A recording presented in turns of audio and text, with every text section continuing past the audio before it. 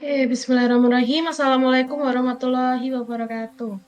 Perkenalkan, kami dari kelompok 6 yang beranggotakan saya sendiri, Ika Rusyana, kemudian ada Mbak Mawar Arumsari, Mbak Romanti Retno Halimah, dan Mulyaning Tias Kartika, juga Wulandari Mustika Ningtyas. Di sini kami akan mempresentasikan panduan observasi profiling peserta didik.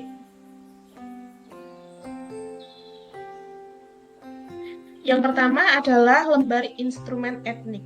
Ada beberapa pertanyaan yang dapat menggali informasi mengenai karakteristik etnik pada peserta didik. Yang pertama adalah bagaimana faktor etnik mempengaruhi karakteristik peserta didik. Yang kedua, bagaimana keberagaman etnik peserta didik di sekolah. Yang ketiga, apakah keberagaman etnik antara peserta didik dapat membangun toleransi di antara satu peserta didik dengan peserta didik yang lain. Yang keempat, bagaimana cara bersatu dalam perbedaan etnik di antara peserta didik. Dan yang kelima, bagaimana cara guru menghadapi kesalahan yang berkaitan dengan perbedaan etnik antara peserta didik di sekolah. Yang selanjutnya, instrumen observasi yang berkaitan dengan kultur.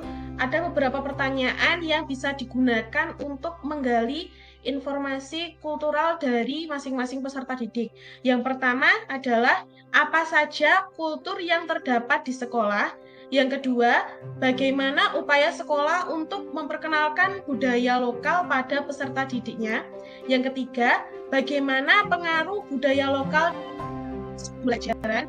Yang keempat, bagaimana cara guru mengatasi perbedaan kultur dalam kelas.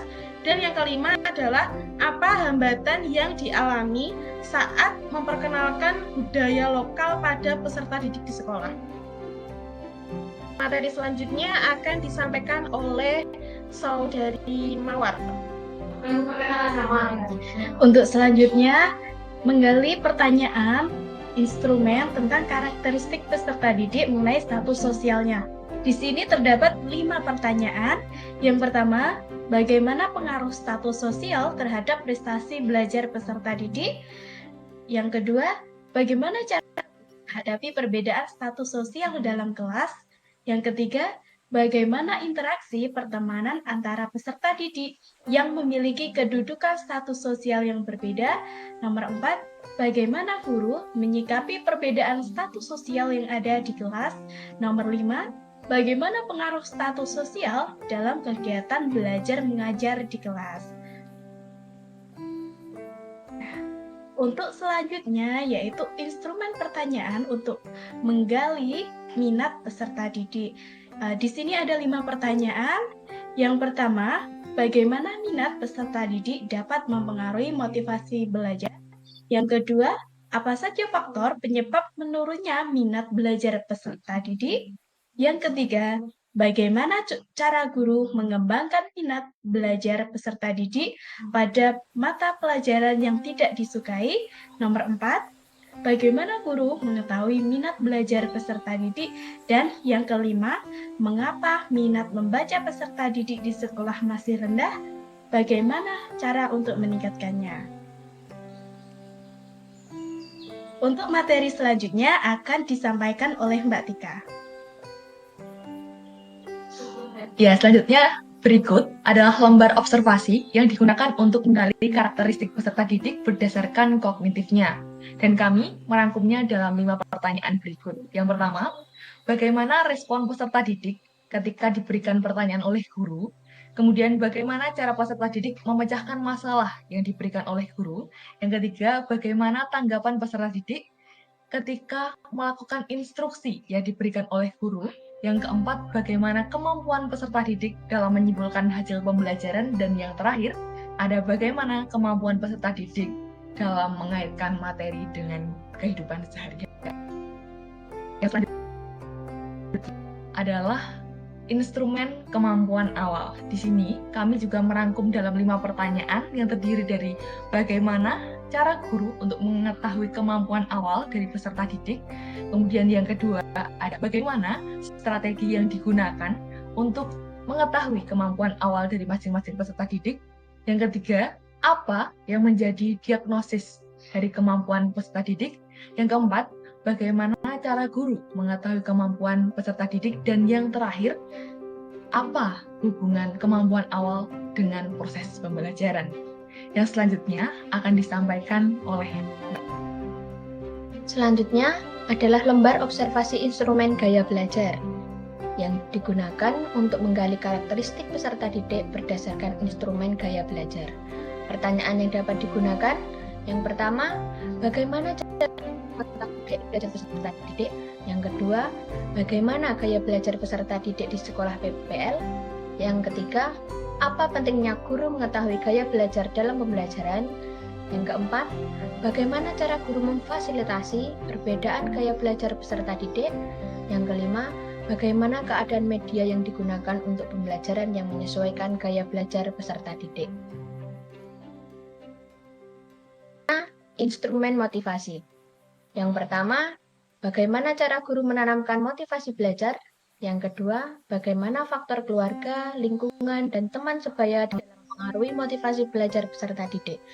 Yang ketiga, mengapa motivasi dapat mempengaruhi minat belajar peserta didik? Yang keempat, apa saja faktor yang menjadi kendala motivasi belajar peserta didik? Yang kelima, bagaimana cara menghadapi peserta didik yang kurang termotivasi untuk. Selanjutnya akan disampaikan Mbak Romanti. Untuk yang selanjutnya adalah lembar observasi perkembangan emosi yang digunakan untuk menggali karakteristik peserta didik. Beberapa pertanyaan yang dapat diajukan antara lain, yang pertama, bagaimana cara peserta didik mengekspresikan perasaannya? Yang kedua, bagaimana cara peserta didik mengatasi luapan emosinya? Yang ketiga, bagaimana tanggapan peserta didik lain saat teman lain sedang emosional? Dan yang keempat, bagaimana respon peserta didik apabila pendapatnya dalam diskusi tidak diterima?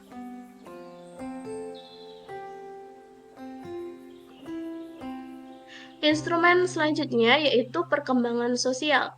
Beberapa pertanyaan yang dapat diajukan untuk mengetahui, mengobservasi perkembangan pada peserta didik antara lain, yang pertama, apakah peserta didik menyukai kegiatan diskusi kelompok? Yang kedua, apakah guru memberikan contoh kebiasaan yang saling menghormati? Yang ketiga, bagaimana sikap peserta didik pada peserta didik lain yang berbeda agama? Yang keempat, bagaimana sikap peserta didik terkait dengan perbedaan status sosial? Dan yang kelima, apakah peserta didik pernah merasa dikucilkan oleh peserta didik yang lain?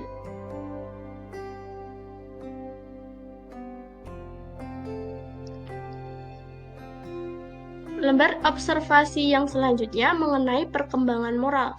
Beberapa pertanyaan yang dapat diajukan. Yang pertama, bagaimana penanaman nilai-nilai moral yang baik pada peserta didiknya? Yang kedua, bagaimana sikap peserta didik saat teman lain berbuat salah?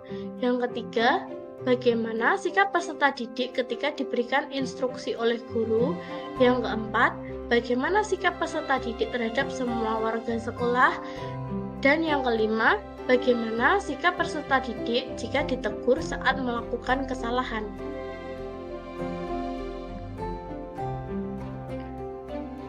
Instrumen observasi yang berikutnya tentang motorik. Beberapa pertanyaan yang dapat diajukan. Yang pertama, bagaimana perkembangan motorik yang ditunjukkan peserta didik di sekolah? Yang kedua, faktor apa saja yang dapat menyebabkan terlambatnya perkembangan motorik pada peserta didik?